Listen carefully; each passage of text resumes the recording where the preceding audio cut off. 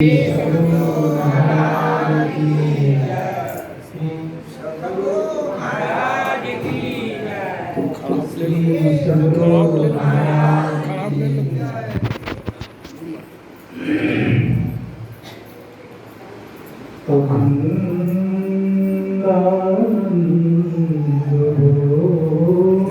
सबको काट दो, बगल वाला काट दो, भाई सबको काट दो, सबका नहीं आना चाहिए, सबका ठीक।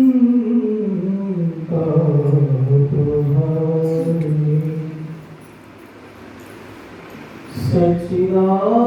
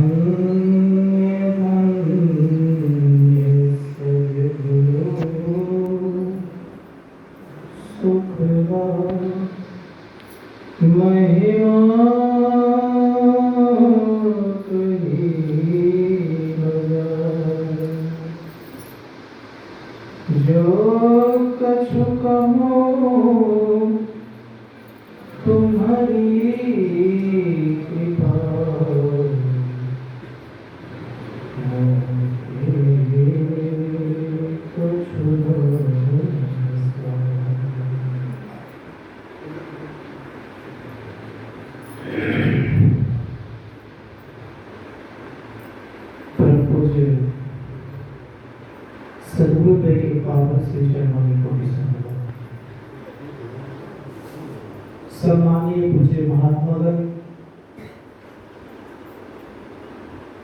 परमादरणीय साधक वृंद, समवेत समादरणीय सज्जन वृंद, आदरणीय माताओं तथा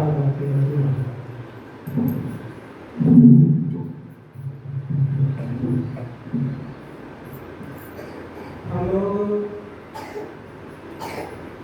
सप्ताह ध्यान सत्संग शिविर के तीसरे दिन में उपस्थित हैं और द्वितीय काल के सत्संग में।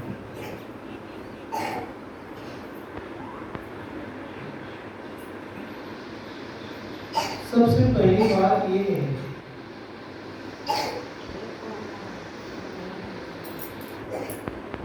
हर एक लोगों को अपना कर्तव्य समझना चाहिए।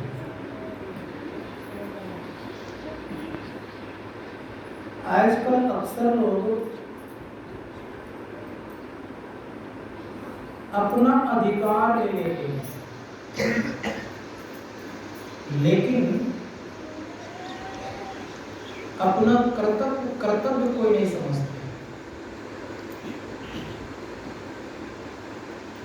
पता चला होगा आज के पाठ से आप लोगों को क्या भरत और भगवान श्री राम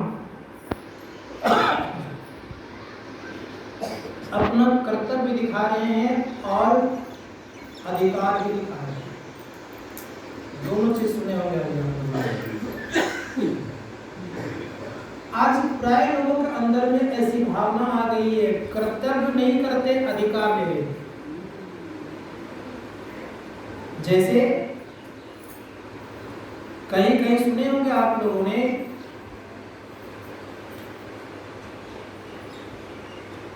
पिता से अधिकार ले लेते हैं,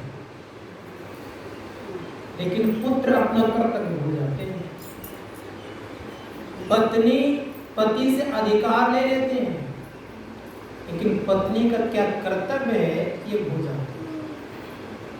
भाई भाई से अधिकार ले लेते हैं, छोटे भाई का क्या कर्तव्य है, बड़े भाई का क्या कर्तव्य है, ये भूल जाते हैं। समाज विशिष्ट लोगों से, श्रेष्ठ लोगों से कर्तव्य मांग लेते हैं, लेकिन समाज का क्या कर्तव्य है बड़े लोगों के प्रति ये भूल जाते हैं। संत लोग कहते हैं अगर ये भूलते रह गए तो हम कहाँ जाएंगे इसका कोई अंदाजा नहीं लगा सकता। इसलिए सदैव याद रखना चाहिए, केवल इतना ही नहीं है, गुरु चाहते कि सच्चा मिले, लेकिन शिष्य अपना कर्तव्य भूल जाते हैं। साधक चाहते हैं कि मेरी उन्नति हो, लेकिन अफसोस ये है कि अपना कर्तव्य साधक भूल जाते हैं। जब तक अपना कर्तव्य का बोध नहीं होगा, याद रखिएगा, तब तक कोई भी व्यक्ति उस पथ पर नहीं चल सकता। इसीलिए अपने कर्तव्य को जानने पर ही आप अगर अधिकार मांगते तो मांगना नहीं पड़ता। देखिए, जबरदस्ती मां कैकेयी ने अपने पुत्र को अधिकार दिलाना प्रारंभ किया। मांग भी लिए कि भरत को राज्य हो और भगवान राम को वनवास हो, लेकिन भाई ने कि अपना कर्तव्य से वंचित नहीं रहे। भाई ने कहा ये मेरा अधिकार नहीं है। किसका अधिकार है? राम का अधिकार है। और मां की बात को नकारते हुए, ठुकराते हुए भाई को लौटाने के लिए चल दिए कि भैया आपका ये राज्य का अधिकार है। अब भाई भी कैसा निकले? कहा वत्स, पिता ने इस समय तुम्हें अधिकार दिया है राज्य का, तुम उसका राज्य करो।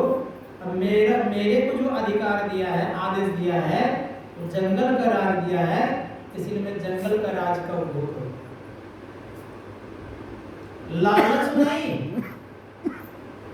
न भाई को लालच है और न बड़े भाई को लालच है।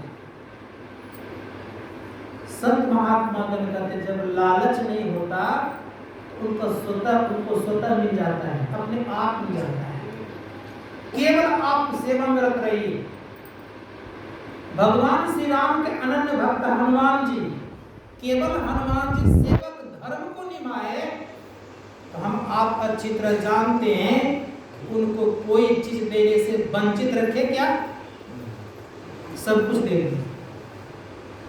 अगर हम इस बात पर अगर अडिग हो जाएं, पति अपना धर्म निभावे, पत्नी अपना कर्तव्य निभावे, तो निश्चित है कभी भी किसी भी व्यक्ति में वैमनस्यता, द्वेष, ईर्ष्या, घृणा और भटकाव नहीं होगा।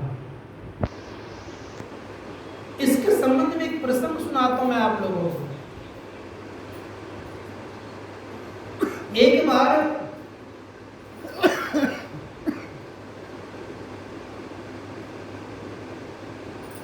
एक सेठ जी गए उपदेश लेने के लिए। किनके पास? संत कबीर साहब के पास। तो महात्माओं के पास जाते तो खाली हाथ को जाते नहीं है। कहावत ही बड़ी अच्छी है, संत वाणी है, साधु जोगी जो होते हैं उनके पास कोई भी जाते हैं तो कुछ न कुछ लेकर के जाते हैं। का राजा जोगी पेखना और खाली हाथ ना देखना। राजा के पास भी जाए तो कुछ न कुछ लेकर के जाए, जोगियों के पास भी जाए तो कुछ न कुछ लेकर के जाए। ये कोई जरूरी नहीं है कि आप उनके पास धन लेकर के जाए, फल लेकर के जाए। वो तो एक फूल से भी प्रसन्न हो जाते हैं। नहीं कुछ तो एक फूल ले लीजिए, इस अवस्था में लेकर के जाना चाहिए। तो सेठ जी थे बेचारे, उपदेश लेने के लिए गए थे। तो सेठ जी ने क्या किया, छोटा सा थैला में एक सोने का सिक्का भरा और ले जाकर के संत कबीर साहब के चरणों में रख दिए। रखते ही संत कबीर साहब से कहते कि महाराज मैं उपदेश लेने के आया हूं।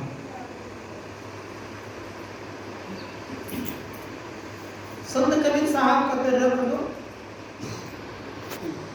गुरु भी ऐसे लालची नहीं, रख दो। ये नहीं कि झट से पकड़ के घुसा लिया, ऐसा नहीं, रख दिया गया। अब रख दिया गया तो परिणाम क्या हो सुनिए।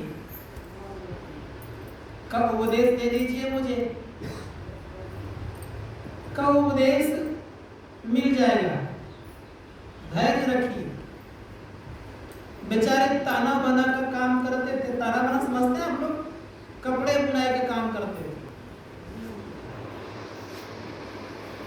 अगला साल हम लोग का ध्यानाभ्यास का शिविर बनारस में था, तो खूब सुंदर सुंदर साड़ी बुनाई होती थी। बगल में 2-3 फैक्ट्री था, रात रात भर चलती रहती थी फैक्ट्री। तो देखा कैसे बुनाई होती है। तो संत कबीर साहब वही काम करते थे, कपड़े की बुनाई करते थे। परिणाम ये हुआ कि कपड़े की बुनाई करने के क्रम में लोई से कहते हैं सुनो एक लालटेन जला के लेते आना। तो जबकि दिन था, सूरज निकला हुआ था, पूर्ण प्रकाश लेकर के उगा हुआ था, उस परिस्थिति में बड़े प्रेम से कहते हैं एक लालटेन जला कर लेते आना। तो सच बताइए आप लोग, अगर अभी कोई पुरुष दिन में लालटेन जलाने के लिए कहेंगे तो पत्नी कितनी बात बोलेगी, क्या क्या नहीं कह देंगे। जो बात नहीं बोलनी होगी वो भी बोल देंगे। लेकिन बेचारी लोई कुछ बोलती नहीं है, बड़े प्रेम और प्यार से लालटेन जलाकर आगे रख देती। अब जो सेठ उपदेश लेने के लिए गए हुए थे, वे कहते कि मैंने सुना था कि बड़ा ज्ञानी आदमी है, ये तो महामूर्ख निकला, दिन में लालटेन जलवा रहा है। और वो भी कैसी पगली है कि लालटेन बिना कुछ जला करके रख दी। बेकार में यहां आ गए। मैं अगर होता इसके स्थान पे तो सबसे पहले तो लालटेन जलवाता नहीं। और ये जलवा रहे हैं, ये अच्छा काम नहीं कर रहे हैं, फजूल का तेल खर्च कर रहे हैं। ये नाना प्रकार की बातें सेठ जी के अंदर में चलने लग गई। लेकिन संत कबीर साहब उपदेश दे रहे हैं कर्म करके। फिर भोजन का समय हुआ, भोजन उनको भी कहा करने के लिए। अब भोजन करने कहा गया तो भोजन में इतना नमक दिया गया था कि एक भी ग्रास मुंह में लेने योग्य नहीं था। और वो भी एक ग्रास मुंह में जैसे ही लिए, वो भी पट से बाहर फेंक दिए। थाली पर चुपचाप बैठे रहे, कुछ बोले तो नहीं सेठ जी। लेकिन संत कबीर साहब पूरे के पूरे खा गए। और बात चलने लगी उनके अंदर में कि कैसा पगला है, इस पगला को सूझता नहीं है, ये महामूर्ख। सच में कहा गया पढ़ा लिखा रहता तो कुछ इसको होश हवास होता। कहाँ में आ गया, किसके पास आ गया। मैंने सोचा ज्ञानी आदमी है, ज्ञानी क्या महा अज्ञानी है।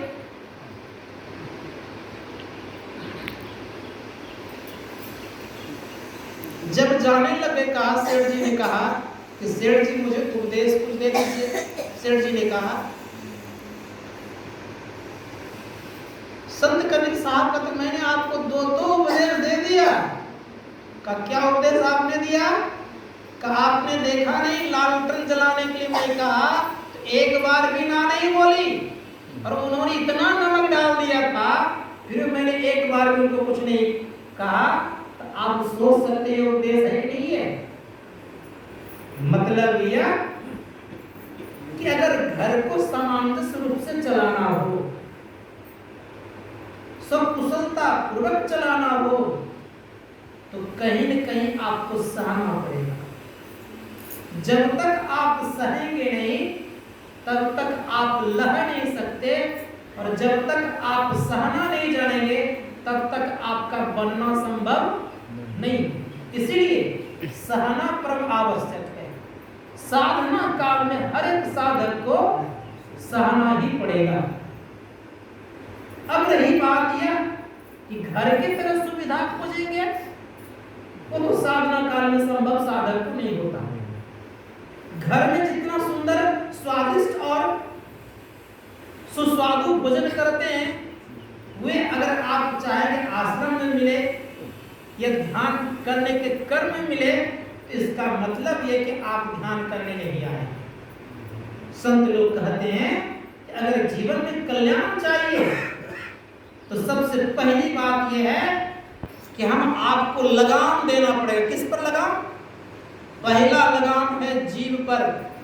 जिन्होंने जीव पर लगाम लगा लिया वो सब पर एक न एक दिन लगाम लगा कर रहेगा। जिन्होंने जीव पर लगाम नहीं रखा वो किसी पर लगाम नहीं लगा सकता है, क्योंकि जीव से उतने धारदार तलवार निकलता है और जीव से उतने ही स्वादिष्ट भोजन का स्वाद चखता है। और परिणाम यह कि करना क्या है कि निर्भर आप पर है। अगर आपने जीव पर लगाम लगा लिया तो सबसे पहली बात यह है कि आप मन को नियंत्रण कर लेंगे। अगर जीव पर लगाम नहीं है तो आप मन पर नियंत्रण नहीं कर सकते। इसलिए शास्त्रकार ने कहा जिभ्या इंद्री एके नाल, जो बचे सो बाचे काल। जीव और इंद्रियों का संबंध कनेक्शन है।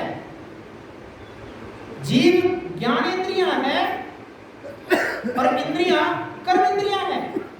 संत महात्मा गण कहते दोनों कनेक्शन बराबर है। अगर आप चाहते हैं कि हम मन को नियंत्रण करें तो सबसे पहले आप भोजन पर नियंत्रण करें। भोजन से बहुत बात बनती है और बहुत बात बिगड़ती भी है। भोजन से मन अपवित्र भी होता है और भोजन से मन पवित्र भी होता है। भोजन से मन शुद्ध भी होता है और भोजन से मन बिगड़ता भी है। इसलिए शास्त्रकार कहते हैं भोजन पर नियंत्रण होना चाहिए। भोजन क्या है? तो भोजन भजन को बनाता है। अगर भोजन सही है तो भजन बनेगा, अगर भोजन सही नहीं है तो भजन नहीं बनेगा। इसीलिए भजन पर नियंत्रण लेना चाहिए। संत महात्मा गण कहते भजन पर नियंत्रण करने के पहले भोजन पर नियंत्रण हो। तो संतों ने कहा कि कैसे नियंत्रण करेंगे, क्या उपाय है? अब रही बात यह कि अगर हम भोजन करते हैं तो भोजन में कई बातें आती है, उधर में जाऊंगा उतना नहीं, लेकिन उसी भोजन को अगर प्रसाद बना लेते हैं तो फिर उससे आपका भजन बनेगा और मन भी लगेगा भजन करने में। अब प्रश्न ये उदय होता है कि भोजन प्रसाद कैसे बनेगा? संत महात्मा गण कहते भोजन भी प्रसाद बनता है। कब बनता है? भोजन करने क्रम में अगर हम मनोयोग पूर्वक अपने इष्ट का स्मरण करके अगर हम भोजन करते हैं तो प्रसाद बन जाता है। याद रखिएगा, उस प्रसाद को खाने पर हमारा आपका मन भजन में लगेगा। अगर आपने इष्ट का स्मरण नहीं किया, भोजन कर लिया, लेकिन ये भी ख्याल रखना होगा कि स्मरण ठीक ठीक हो जाए, यहाँ तक कि स्मरण के रूप में अपने इष्ट कुछ न कुछ भोजन वक्त दिख जाए। अगर दिख जाएगा और लगे आपके अंतरात्मा में कि ये हमारे इष्ट देव भोजन स्वीकार कर रहे हैं, तो ऐसे भोजन को प्रसाद कहा जाता है। वो आप कितनों खा लेंगे तो हानि भी नहीं होगी और आपका मन भी शुद्ध रहेगा। सब महात्मा गण कहते इसके लिए क्या करना पड़ेगा? इसके लिए आपको प्रत्येक दिन इष्ट का चिंतन करना पड़ेगा। इष्ट का चिंतन करने से हर वक्त आपके इष्ट सामने दिखे। आप जब भी याद करें इष्ट का कुछ न कुछ रूप सामने दिखने लग जाए, खुले आंख से भी दिखने लग जाए। ऐसी स्थिति होती है साधकों के अंदर में। तो मैं कहने जा रहा था भगवान श्री राम के संबंध में, तो अधिकार की बातें थी। तो मां ने कैकेयी को, अर्थात कैकेयी मां ने भरत को अधिकार दिए कि पुत्र तुम्हारे लिए 14 वर्ष का ये राज्य है। लेकिन भरत बेचारा देख कैसा है, पहले जैसे अयोध्या जी में प्रवेश किए तो सन्नाटा था। उनको देख देख करके प्रजागण मुंह को छुपा लेते थे, मुंह फेर लेते थे।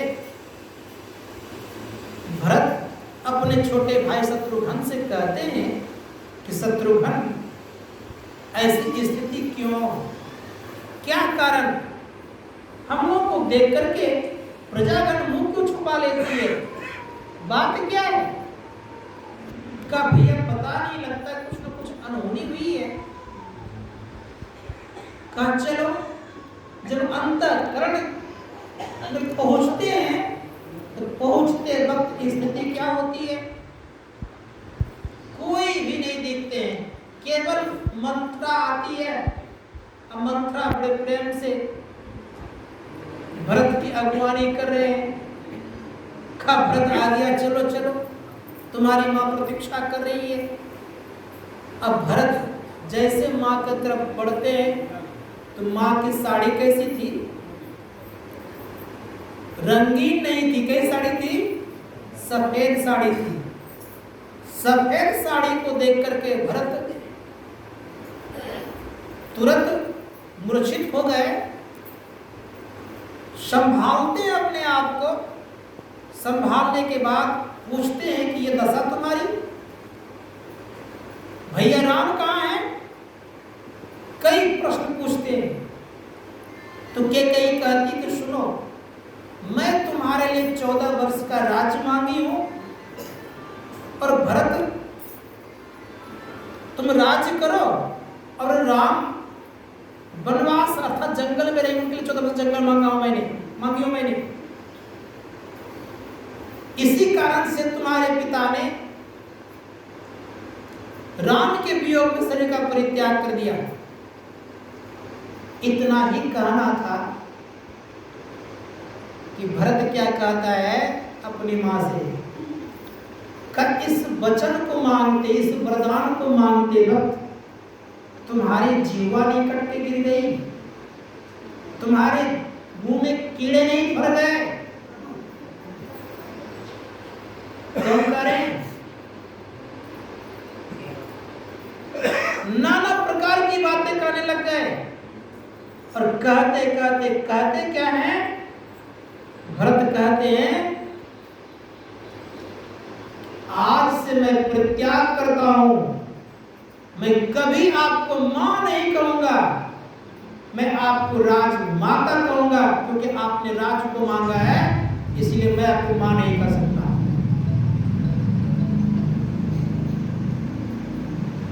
कौशल्या मां के पास पहुंचते हैं। पहुंचते ही भरत कहते हैं बड़े प्रेम से कि हे मां, अगर थोड़ा भी मेरा मन इस कार्य में अगर होगा तो मुझे वैसा विधाता दंड दे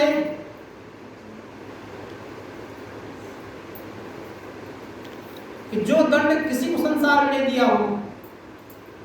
अब नाना प्रकार की बातें माँ कौशल्या के सामने कहने लगे। कौशल्या माँ कहती है कि बेटा तुम्हारा इसमें किसी प्रकार का मन नहीं है, तुम धैर्यपूर्वक पिता का कार्य करो, आगे बढ़ो। अब पिता के कार्य करने में दक्ष हुए। पिता का कार्य संपन्न होने के पश्चात भरत ने निर्णय लिया कि मुझे भगवान राम को लौटाना है। चल पड़े। बेबल है। प्रथम दिन जब श्रृंगवेरपुर में रुके हुए थे तो भरत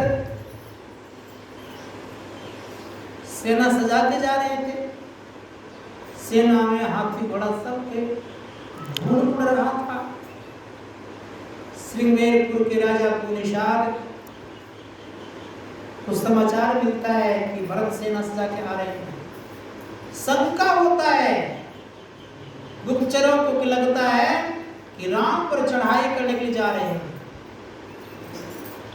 सारे इधर पुनिषाद अपने सैनिकों को तैयार करने का छिप करके रहो, पता करो किस कारण से जा रहे हैं राम के पास। थोड़ी सी अगर अचूक हो जाए उस पर चढ़ाई कर देना। लेकिन तब तक समाचार आता है कि भगवान राम को लौटाने के जा रहे हैं। जाके मिलते हैं। पुनिषाद कहते बड़े प्रेम से, चढ़ाई करने नहीं जा रहे हैं, लौटाने के जा रहे हैं। सब कोई बाहर निकल जाओ। और सब कोई बाहर निकल गए। भरत से क्षमा याचना मांगते हैं कि मुझसे भूल हो गई, मैंने आपके प्रति गलत भावना रख लिया, मन में गलत सोच लिया, इसलिए मुझे क्षमा करें। अब सोचिए, मन में केवल गलत भावना उठी तो क्षमा मांगते हैं। आज मन में कितने गलत भावना उठते हैं, भाई के प्रति, लोग के प्रति क्या क्षमा मांगते हैं। देखिए क्या युग था। गलत भावना होने से क्षमा मांग रहे हैं, भैया मुझे माफ कर दो। भरत भी कितना क्षमाधारी, सीने से लगा लेते हैं और कहते हैं मुझे आप चरण छूने दीजिए। कहा आप राजा हैं मेरे। भरत कहता है कि आप मेरे बड़े भाई का मित्र हैं, बड़े भाई का मित्र हैं तो आप भी मेरे बड़े भाई हो, मुझे चरण छूने दीजिए। चरण छूने तो दिए नहीं पुनिषाद ने, लेकिन गले लगा लिए। गले लगा करके दोनों जो विलाप करने लगे तो कहते कि आपने भैया राम को देखा है, रात्रि में आश्रय दिया है। कहाँ मैंने दिया है, कहाँ पर विश्राम किया था मुझे बताइए।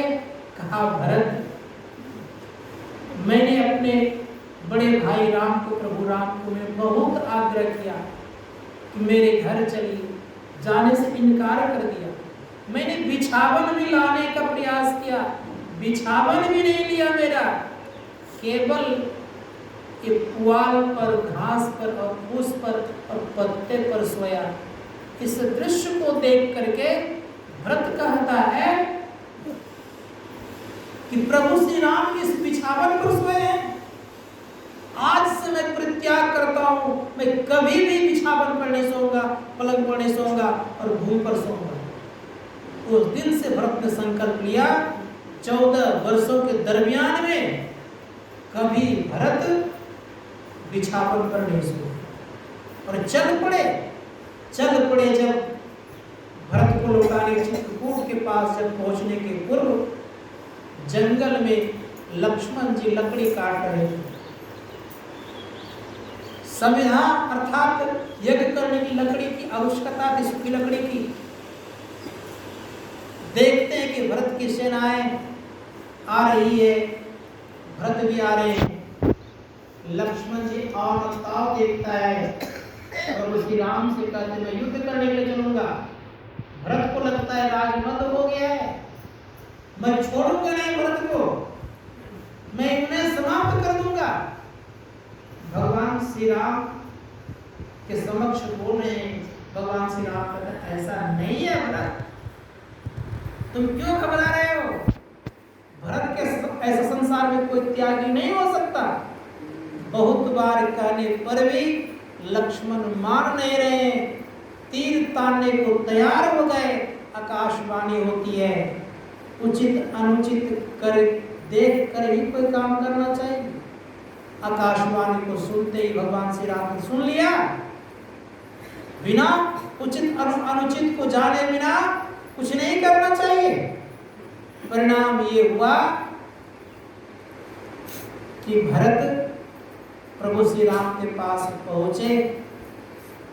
प्रणाम पाती होने के पश्चात लक्ष्मण प्रणाम करने जैसे आते हैं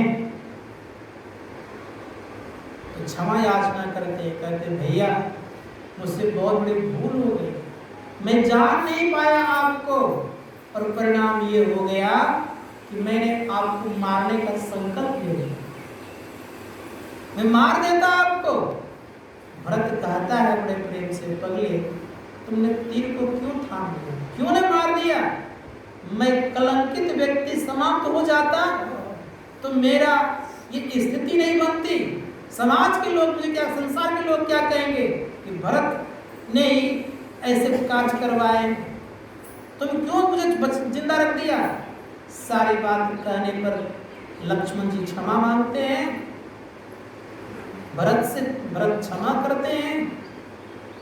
आगे कई दिन तक सभा चली, प्रभु श्री राम को लौटाया जाए। लौटाने के क्रम में जनकपुर से राजा जनक जी आए हुए हैं, गुरु वशिष्ठ हैं, तीनों माताएं हैं, सेनाएं सब भटे पड़े हैं। सबके सम्मुख भरत कहते हैं कि आपको अयोध्या लौटना है।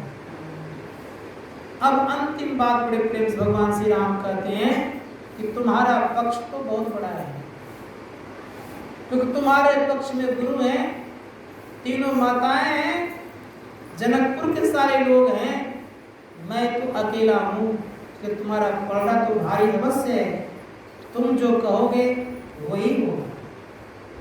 कह रहे हैं जे गुरु पद अंबुज अनुरागी ते लोकमहु वेदमहु बड़भागी। जो गुरु पद के अनुरागी होते हैं वे संसार में ही केवल प्रसिद्ध नहीं होते हैं, लोकमहु वेदमहु बड़भागी, लोक और वेद दोनों में बड़भागी होते हैं। इसीलिए भगवान श्री राम कहते हैं कि जो गुरु वशिष्ठ कह दे उसी में मेरा स्वीकार है, मैं स्वीकार कर लूंगा, लेकिन धर्म को देखते हुए, क्या धर्म है क्या कर्तव्य है उसको देखते हुए अब कर्तव्य पर दे दिए। महर्षि वशिष्ठ चुप हो गए। अब कहते महर्षि वशिष्ठ कि जो भरत कहे उसी में सब राज है। ऐसा कहीं छूट मिलेगा आप लोगों को? अब भरत कहते हैं कि मेरा तो एक ही तमन्ना है कि आप राज्य को संभालें। भगवान श्री राम कहते हैं कि भरत, पिता ने इस वरदान को देने के बाद शरीर का परित्याग कर दिए। अगर मैं जाता हूँ राज्य तो पिता का वचन झूठा होगा, और पिता का वचन झूठा होने पर पुत्र को नरक में भी जगह नहीं मिलती है, याद रखना। अगर मैं पिता के वचन को झूठा कर दूंगा तो मुझे किसी लोक में कल्याण नहीं होगा। इसीलिए भरत अब तुम ही विचार करो कि मैं क्या करूं। पिता का आज्ञा का पालन सभी पुत्रों का धर्म बनता है, इसलिए तुम्हारा क्या कर्तव्य है तुम अब समझो। भगवान श्री राम को भरत कहते हैं कि भैया बड़े ही आप चतुर हो, तुम्हारे संसार में चतुर कोई हो नहीं सकता। क्यों नहीं हो? भगवान है तो क्यों चतुर होंगे? सब चतुरों के वो चतुर हैं वो। तो कहा कि आप जो कहें अब वही मैं करूंगा। भगवान श्री राम को न कह रहे हैं कि भरत तुम जो कुछ कहो मैं वही करूंगा।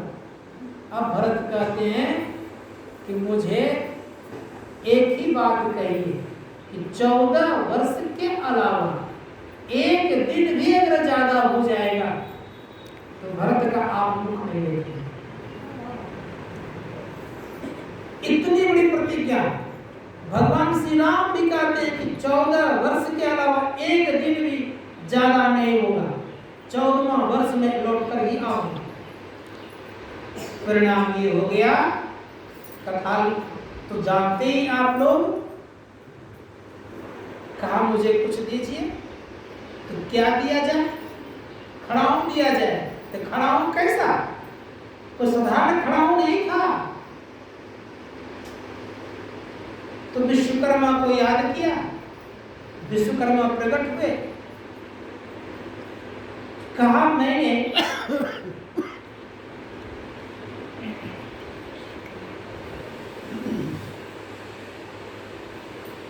उस राक्षसनी का वध किया था। कौन सा राक्षसनी? ताड़का। ताड़का की अस्थि पड़ी हुई है, उसी अस्थि का अर्थात हड्डी का खड़ाऊं बनाए, क्योंकि ताड़का ने वरदान मांगी थी मुझसे कि आप तो मुझे मार ही दिए, मैं मर ही जाऊंगी, लेकिन मुझे भी 14 वर्षों तक आपका राज्य चाहिए। तो यही उपाय है कि ताड़का की हड्डी बची हुई है, उस हड्डी का खड़ाऊं बना दो, मैं उसमें पांव लगा दूंगा और भरत को दे दूंगा। कम से कम 14 वर्षों तक तो ताड़का राज तो करेगी। और परिणाम ये हुआ, वही ताड़का का हड्डी का बनाया हुआ खड़ाऊं भगवान श्री राम ने पैर लगा दिए, और लगा देने के बाद भरत को दे दिए। वही भरत क्या करते हैं, तो ताड़का की हड्डी की बनाई हुई खड़ाओं को राज सिंहासन पर रखते हैं और बड़े प्रेम से 14 वर्षों तक राज करते हैं। दोनों बात भगवान राम रख रहे हैं, भरत का भी वचन पूरा कर दिए और ताड़का का वचन भी पूरा कर दिए। जो प्रभु होते हैं तो सबकी बातों की इच्छा की पूरा करते हैं, और जो संसार के लोग होते हैं तो स्वयं की इच्छा की पूर्ति नहीं कर पाते, दूसरे की इच्छा कहां से पूर्ति करेंगे। इसलिए मैं कहना चाहूंगा कि अगर चाहते हैं लोग कि सबकी इच्छाओं की पूर्ति हो, तो वह व्यक्ति गुरु के चरणों अपने आप को हवाले करे, गुरु के आज्ञा के अनुसार अगर जिएंगे तो हर एक व्यक्तियों का मनोरथ पूरे होंगे, इसमें कोई संदेह नहीं। इसलिए गुरु की आज्ञा का पालन करना चाहिए। गुरु आज्ञा में क्या क्या होता है, तो संत महात्मा गण कहते हैं गुरु आज्ञा पालन करने से सब कुछ मिलता है। पहली बात मैं रख रहा हूं, भरत, लक्ष्मण, शत्रुघ्न और राम का जन्म नहीं हुआ। 14 वर्ष की बात की नहीं थी यहाँ तक कि चौथे पन में दशरथ जी आ गए। लेकिन एक बार की बात है, एक दिन शीशा देख रहे थे प्रातः काल, और उसी कर में एक भंगी झाड़ू लगा रहे थे। झाड़ू लगाने के कर में भंगी ने दशरथ के मुंह देखने से मुंह को फेर लिया। जैसे फेर लिया, परिणाम ये हुआ कि दशरथ जान गए। यहाँ तक वाले कितना सिस्टम हो जाता है, जहाँ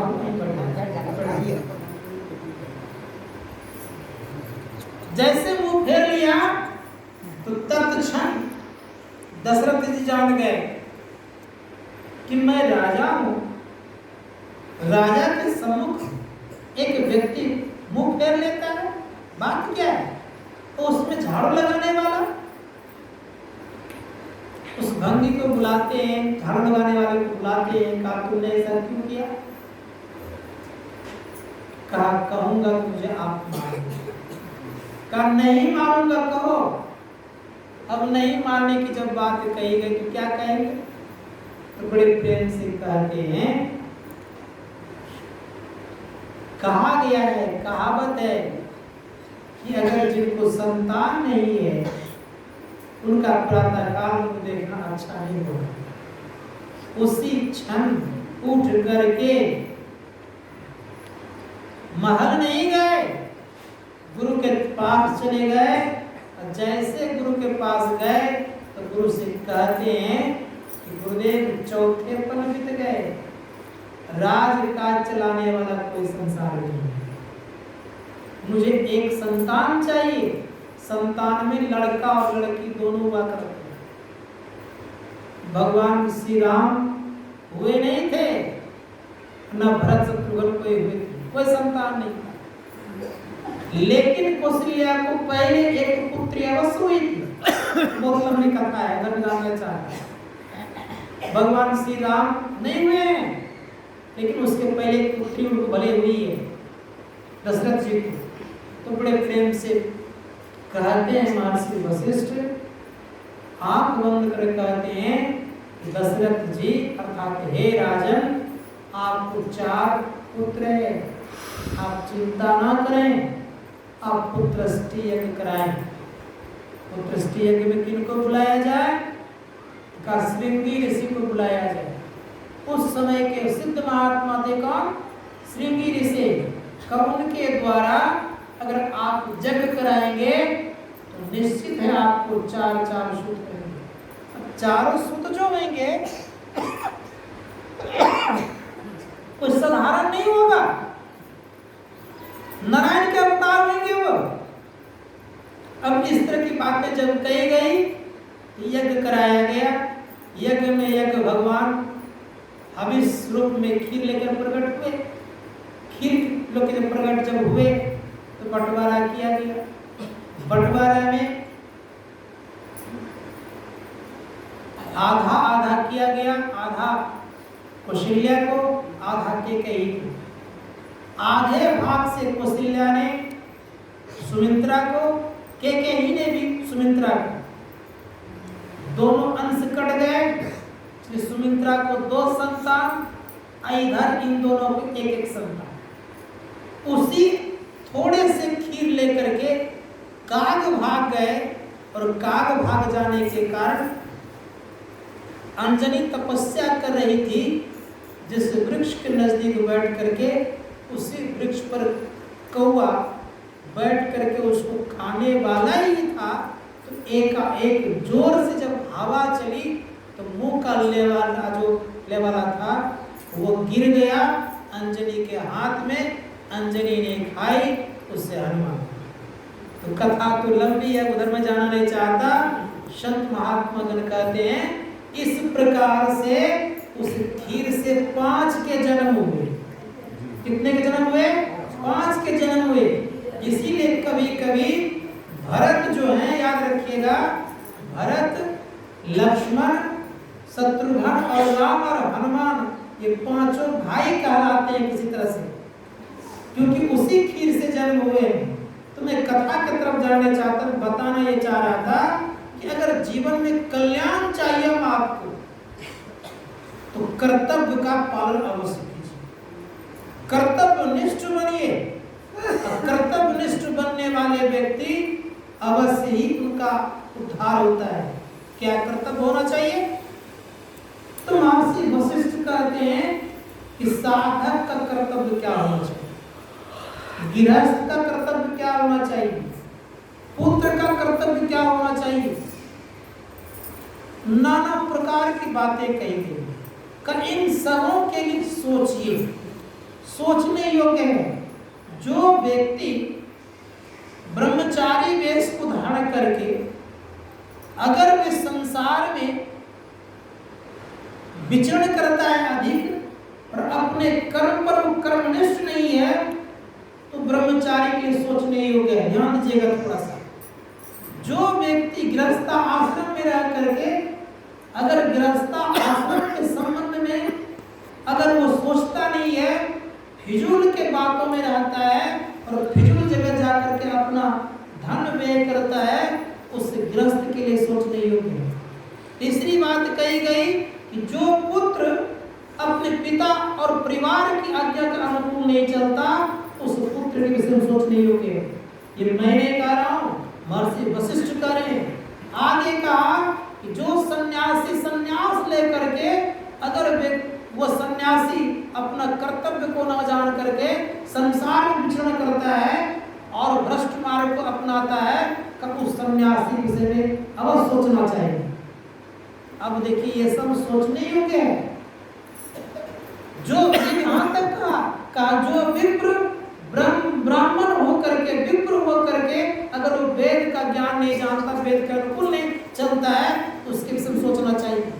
सबके विषय महर्षि वशिष्ठ ने भरपूर चर्चा की है। इसके संबंध में मैं कल कहूंगा। शास्त्रकार कहते हैं कि हम आप सत्संगी हैं, याद रखिएगा। और सत्संगी होकर के अगर अपने विषय में चिंतन नहीं करते, परमात्मा की प्राप्ति कैसे होगी, परमात्मा की प्राप्ति के लिए लगन नहीं लगाते, तो हम सत्संगियों के लिए सोचने योग्य हैं। इसलिए शास्त्रकार कहते हैं इसके लिए परम पूज्य गुरुदेव ने त्रिकाल संध्या बना दिया है। अब त्रिकाल संध्या से अगर हम आप वंचित होते हैं तो सदैव याद रखिएगा कि हम आपके लिए भी सोचने योग्य है कि नहीं है? संत महात्मा गण कहते हैं इसलिए त्रिकाल संध्या करने के लिए सदैव तत्पर रहना चाहिए। अब प्रश्न ये उदय होता है कि त्रिकाल संध्या सबके लिए सुलभ है, लेकिन त्रिकाल संध्या करके ही केवल रह जाए तो ठीक है, लेकिन ये भी प्रश्न उदय होता है आपके जीवन में कि आपने घर बार छोड़ा है, समाज को नहीं बनाया है, समाज में रह करके समाज का सब कुछ खा करके अगर आपने उनसे विशेष कुछ नहीं किया तो फिर तो फायदा क्या? संत महात्मा गण कहते हैं इस पर विचार करना होगा कि अगर आपने घर का परित्याग किया है, परिवार की जिंदगी में आप नहीं गए और एक सामान्य व्यक्ति से आपकी साधना ज्यादा नहीं हो रही है, तो आपके लिए भी सोचने योग्य है। परम पूज्य गुरुदेव ने कहने की कृपा की थी, कहा डेयरी ऑन में 1 महीने का शिविर था पूरा पूरी, उसमें बहुत सारे साधक लोग आए हुए थे। गुरु महाराज पूरे 1 महीना रहे थे वहां। उसी कर्म गुरु महाराज ने कहने की कृपा की, कहा सुनो जी, ध्यानाभ्यास कराने वाले के पास 10 आना पुण्य बचता है और करने वाले के पास 6 आना बचता है। जैसे शब्द का प्रयोग किया उन्होंने तो सबको अवाक रह गए। कहा सुनो, करने वाले के पास 6 आना इसलिए बचता है कि कराने वाले के पास 10 आना इसलिए है, वो करते हैं मेहनत आपके पीछे, आपको भोजन कराते हैं समय पर, सब सुविधा आपको देते हैं। अगर आप मनोयोग पूर्वक नहीं करोगे तो कर्जा चढ़ेगा, कर्जा उतरेगा नहीं। इसीलिए आप सदैव याद रखिएगा, हम आप ध्यान अभ्यास में भाग लिए हैं तो कराने वाले कितना मिलेगा? 10 आना, करने वाले को 6 आना, तो वो तो ज्यादा लाभ में हो जाएंगे। इसलिए आप क्या कर्तव्य होना चाहिए कि आप जम करके करें ताकि उनको 10 आना तो मिले, हमको उससे विशेष मिला रहे। संत महात्मा गण करते मतलब यह कि आप अधिक समय देंगे ध्यान अभ्यास में, तभी हम आपको ज्यादा लाभ होगा। दूसरी बात यह कि मन को नियंत्रण रखिए। सत्संग खत्म मैं देख रहा हूँ 2-3 दिन से मैं बाहर नहीं निकल पाता हूँ। मुझे अफसोस लगता है कि जहाँ सत्संग ध्यान से उठते हैं देखता हूँ मैं कि बातचीत होना शुरू। आपने 1 घंटा के दरमियान में क्या क्या किया? क्या आपने मन का नियंत्रण नहीं किया जो कि इतना आप गप करना शुरू कर देते हैं? जिन व्यक्तियों का मन नियंत्रण थोड़ा देर के लिए भी हो जाएगा तो वो गप में मन को नहीं लगाएगा, उसको लगेगा गप बेकार कर रहा है, वो चिंतन में लगा रहेगा।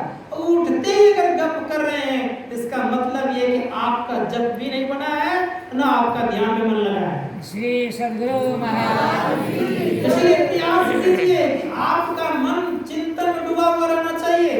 अगर चिंतन में मन डूबा रहता है, आपका मन बात करने की इच्छा नहीं होती है, अगर आपका मन किसी से मिलने की इच्छा नहीं हो रही है, तो आप समझिएगा यह कि हमारा मन जप में लग रहा है। और साधक भी समझ जाएगा कि इनका मन जप में लग रहा है। संत महात्मा गण कहते हैं जब प्रयास कीजिए, नहीं हो रहा है मानस जप, तो वाचिक जप करिए।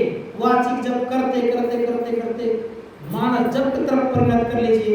ऐसी स्थिति अगर हो जाएगी तो मैं निश्चित करता हूँ कि 7 दिन में आपको बहुत तरक्की होगी। लेकिन करेंगे तब। इसके लिए आपका खान पान शुद्ध होना चाहिए और निर्णय लीजिए यार कितना बड़ा ये पुण्य है। दुनिया का जितने प्रकार का यज्ञ हुआ करता है, सुन लीजिए आज कानपुर करके जितने प्रकार का दुनिया में यज्ञ होता है, उन यज्ञों से ये 100 गुना ही नहीं, लाख गुना श्रेष्ठ यज्ञ है। क्योंकि उन यज्ञों में हवन होता है, वायु शुद्ध होता है, जल बरसता है, जल से अनाज बसता है, अनाज खाते हैं तो रस, रक्त, मांस, मेद, मज्जा, अस्थि और वीर्य बनता है। संसार के संतति उत्पन्न होते हैं, संसार बढ़ता है। इतना ही हो जाता है उसमें। लेकिन इसमें क्या होता है, तो इसमें यहाँ तक स्थिति होती है, इससे भी वायु शुद्ध होता है, वातावरण शुद्ध होता है, बादल बरसता है। ये 7 गुण तो होता ही है और साथ ही साथ उनके संतान जो होते हैं बड़े ज्ञानी और ध्यानी हुआ करते हैं। दोनों में फर्क हुआ करता है। ये शास्त्रकार कहते हैं कि हम आपको एक ख्याल रखना चाहिए, इस यज्ञ को सर्वश्रेष्ठ यज्ञ कहा। इसमें सबसे पहला यज्ञ जो है सत्संग यज्ञ, सत्संग यज्ञ का आप पढ़िए वेद दर्शन योग, ब्रह्मा ने सत्संग यज्ञ कहा है इसको। इस सत्संग यज्ञ में एक जप यज्ञ भी है। जब अगर मनोयोग पूर्वक करते हैं तो गुरु महाराज के वचन में है, गुरु जाप जपन, क्या आगे, गुरु जाप जपन सांचो तप सकल कार्य साधन। आपका चलते फिरते तप होता है। क्या करने से, जप करने से। अब विचार करके देखिए, जो तप करेगा, तो मैंने प्रातः काल कहा था कि नियम के अंदर कब में आता है, शौच, संतोष, तप, स्वाध्याय और ईश्वर प्रणिधान। तो तीसरा क्या हो गया, तप। तप करने से 3 प्रकार के तप मुख्य रूप से लोग करते हैं, कायिक तप, वाचिक तप और मनोनिग्रह की तप। इन 3 प्रकारों को तप करने से लोग आगे बढ़ जाते हैं साधक। तो पहले क्या होगा, वाचिक तप में जब आपका आएगा, आप जितना जप करेंगे उतना ही आपकी पूंजी संग्रह होते जाएंगे और जब संग्रह करते करते आगे बढ़ेंगे तो शास्त्रकार कहते हैं कि जप करने से, तप होने से आप पुण्य प्राप्त करते हैं और पुण्य प्राप्त करने से आपकी उद्गति होती है। कैसी उद्गति होती है, तो बृहदारण्यक उपनिषद में आया है वर्णन। शास्त्रकार कहते हैं जो ठीक ठीक मनोयोग जप करते हैं तो पहले उनके काया का क्लेश मिटता है, काया के रोग मिटते हैं, इसलिए जप करना चाहिए मनोयोग पूर्वक। दूसरी बात कही गई कि अगर जप ठीक ठीक करते हैं तो अगर कोई निर्धन होता है तो उनको धन की प्राप्ति भी होने लगती है। तीसरी बात कही गई कि अगर उनके ऊपर कोई संकट आता है तो संकट छोटे में डर करके मिट जाता है। इसलिए जब हरदम होना चाहिए। संत महात्मा गण कहते जप करने से कई प्रकार का लाभ होता है। लेकिन लोग जब विचलित होते हैं तो और उस विचलित में क्या करते हैं, तो जप ना करके उसी का चिंतन करते रहते हैं, तो शास्त्रकार कहते हैं उन व्यक्ति की दुर्दशा हो जाती है। इसलिए करना क्या चाहिए, जब आप विचलित संसार में हो, इसको अंग्रेजी भाषा में फ्रस्ट्रेट कर लीजिए। जब बहुत फ्रस्ट्रेट हो जाए आप, उस पीरियड में आप बैठ करके मनोयोग पूर्वक आप जाप करें, आप देखिए उससे आप निकल जाएंगे और आपका मन मस्तिष्क बिल्कुल अच्छा हो जाएगा। इसलिए जप मनोयोग करना चाहिए। अगर आप जप करने में सक्षम नहीं है तब क्या करना चाहिए, आपसे जब भी नहीं हो पाता है तो जहाँ ऐसा शिविर लगता हो वहां जाकर के केवल आप रहना शुरू कर दें और उनको देखते रहें और उनकी सेवा करते रहें, तो फिर भी आप इस दुख से दूर हो जाएंगे, निकल जाएंगे। बात सुन आई कि नहीं मेरी बात। जहाँ इस प्रकार शिविर लगता हो वहां जाकर केवल आप रहें, नहीं कुछ करें, आप केवल रात दिन रहना प्रारंभ कर दें, जो बने उसी को खाएं और जो चीज कहा जाए उसको सुने। देखिए तो आपका इसमें कल्याण है कि नहीं है। संत लोग कहते हैं कि साधक के अंदर से एक आभा निकलती है। अभी जिन जिन साधकों का ध्यान बनता होगा, जिनका जप होता होगा, उनके शरीर से एक आभा निकलती है और वो आभा जहां तक जाती है वहां तक के वातावरण को पुलिट कर देते हैं और उनके गिर्द गिर्द आप रहेंगे तो आपके माथा में चिंता कौन सा आएगी भाई? आएगी चिंता? इसलिए शास्त्रकार कहते हैं कि चिंता से मुक्त होना चाहते हैं तो जब ध्यान करने वाले की संगति कीजिए। अगर आप चिंता से युक्त होना चाहते हैं तो जो जब ध्यान ना करता हो, केवल चिंता करता हो, उनकी संगति कर लीजिए। बात सुनाई मेरी बात?